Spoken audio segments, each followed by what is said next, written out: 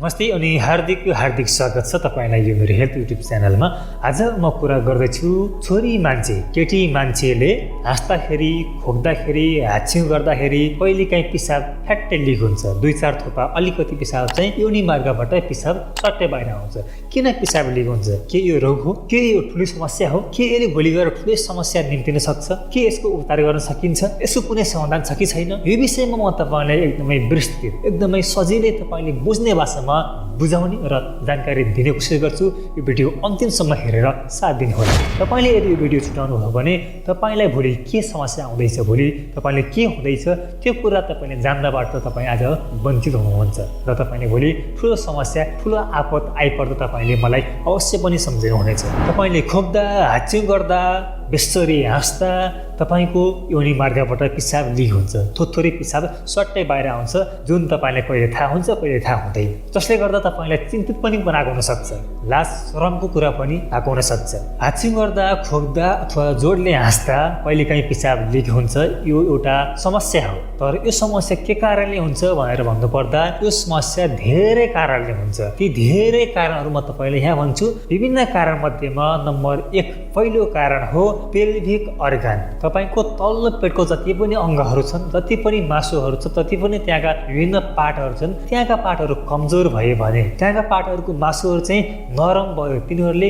बल गर्न सकेन, रोक्न सकेन भने, ती पार्टहरूले चाहिँ राम्रोसँग काम गर्न सकेन भने तपाईले खोक्दा हाँस्दा हाच्छिउ गर्दा पिसाब सट्टै बाहिर लिक हुन्छ। तपाईको पिसाब थैलीमा पिसाब जम्मा भएर बसेको हुन्छ र तपाईले नचाहेसम्म पिसाब बाहिर आउँदैन। त्यसको लागि त्यहाँ एउटा भल्भ पिसाब थैलीको मुख हुन्छ।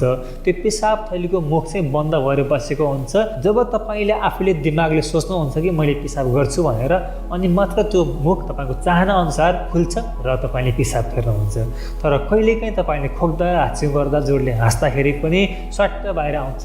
त्यसको कारण हो तपाईको पिसाब थैलीमा भएको जति पनि मसलहरू छन्, टिस्युहरू छन्, तिनीहरूले राम्रोसँग काम गर्न सकेका छैनन्, तिनीहरूले राम्रोसँग बल गरेर राख्न सकेका छैनन्। तपाईले जोडले खोक्दाखेरि तपाईको पिसाब थैलीमा प्रेसर पर्छ, पिसाब थैलीमा बल पर्छ, पिसाब थैली माथिबाट तल थिचिन्छ र पिसाब सट्टै बाहिर लिक हुन्छ। नम्बर 2 मा यदि तपाईँ गर्भवती हुनुहुन्छ, यदि तपाईँ सुत्केरी हुनुहुन्छ, विशेष गरेर तपाईले बच्चा पाउँदाखेरि अपरेसन गरेर होइन कि आफ्नै योनिबाट बच्चा पाउनु भएको छ भने त्यति बेला तपाईको भित्रका अङ्गहरू बच्चा पाउँदाखेरि च्यातिएका हुन्छन्, कमजोर भएका हुन्छन्। त्यस कारणले गर्दा त्यति बेला पनि तपाईले खोक्दा हाच्छिउ गर्दा हाँस्दाखेरि पिसाब लिक हुने सम्भावना हुन्छ। त्यसपछि तपाईको उमेर, तपाईको उमेर यदि बढ्दै गएको छ, तपाईँ अलिकति बुढो अवस्थामा पुगिसक्नु भयो भने पनि तपाईका तल्लो पेटका अङ्गहरू चाहिँ अलिक कमजोर भइसकेका हुन्छन्। ती कमजोर अङ्गहरूले राम्रोसँग थिच्न सक्दैनन्, राम्रोसँग काम गर्न सक्दैनन्, पिसाबलाई जबरजस्ती कन्ट्रोल गरेर राख्न सक्दैनन्। तपाईँले हाँस्दा खोक्दा हाच्छिउ गर्दा पिसाब फ्याट्टै लिक हुन्छ।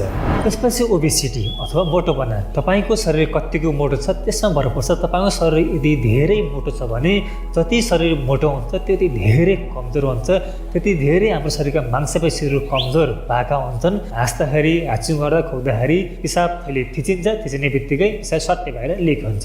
त्यसपछि अर्को कारण छ मेनोपोज। मेनोपोज भनेको महिनाहरू सुक्ने बेला। जब कुनै पनि महिला 40 वर्षको उमेर कट्छिन् त्यसपछि उसको महिनाहरू सुक्ने बेला आउँछ।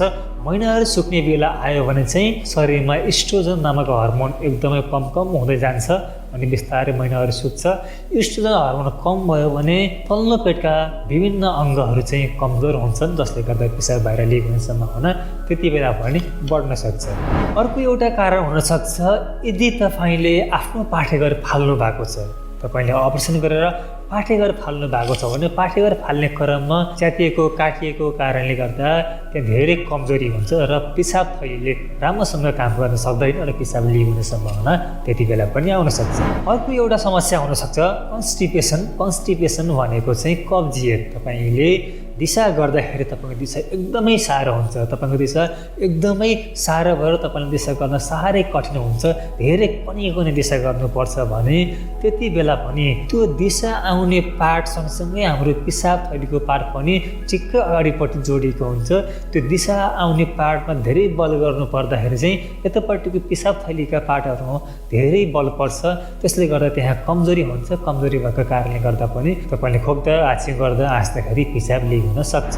मैले तपाईँले यति कारणहरू भने, यी कारणहरू विभिन्न कारण छन्। यसको उपचार सम्भव छ, उपचार गर्न सकिन्छ, त्यसको लागि विभिन्न उपचार हुन्छन्। तर उपचारको कुरा गरौँभन्दा पहिला तपाईँले समस्या कतिको छ भन्ने कुरा, कहिले काहीँ अक्कल झुक्कल हुन्छ भने खासै आत्तिनु पर्दैन, त्यसमा ठुलो समस्या चाहिँ होइन, खासै आत्तिनु पर्दैन।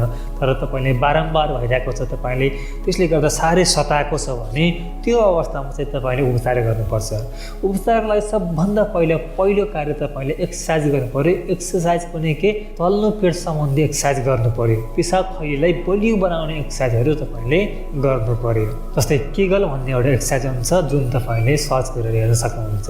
केगल भनेको यस्तो खालको एक्सर्साइज तपाईँले गर्नु पऱ्यो। त्यसपछि तपाईँले फिजियोथेरापी पनि गर्न सक्नुहुन्छ। फिजियोथेरापी गर्दा पनि यसले धेरै तपाईँले फाइदा हुनसक्छ।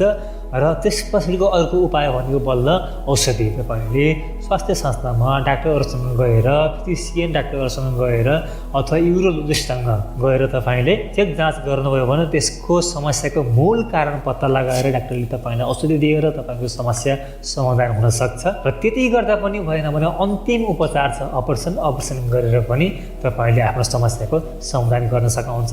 त्यसको लागि तपाईँले चाहिँ डाक्टरलाई भेट्न अथवा अस्पताल गएर चेकअप गर्न अत्यन्तै जरुरी छ। तपाईँले यो भिडियो कस्तो लाग्यो, भिडियो मन परेमा लाइक, कमेन्ट र धेरैभन्दा धेरै सेयर गर्नुहोला, ताकि अब आउँदै गरेका विभिन्न स्वास्थ्य सम्बन्धी एकदमै रहस्यमूलक, एकदमै जानकारीमूलक भिडियोहरू तपाईँको माझमा सजिलै आइपुगोस्। धन्यवाद।